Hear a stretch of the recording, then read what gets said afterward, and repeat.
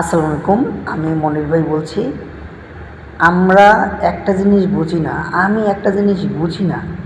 আপনি, আমি, আমরা সবাই মিলে রাস্তায় রাস্তায় শোডাউন দিচ্ছি যে বিচার চাই, বিচার চাই, সোহাগ হত্যার বিচার চাই। সোহাগ হত্যার বিচার আমরা চাবো কেন? আমাদেরকে কেন চেতে হবে?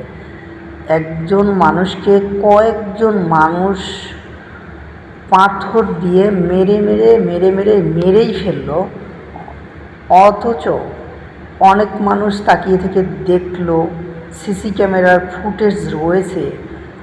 এরপরেও কেন সরকারকে বিচার করতে এত সময় লাগে? এ বিচার তো এতক্ষণ মানুষ দেখতে পারত, যে বিচার হয়ে যাওয়ার কথা ছিল।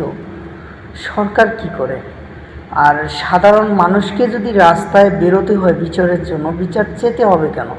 তাহলে তো বিচার করতে পারতো, সাধারণ মানুষ সকলে বিচার করত, তাহলে বিচার হয়ে যেত।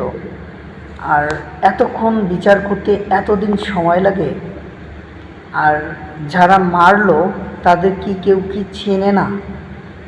আমি চাই এরকম বিচার, যেরকম বিচারের যেমন শাস্তি হওয়া দরকার, যাতে দ্বিতীয়বার এরকম কেউ না করতে পারে।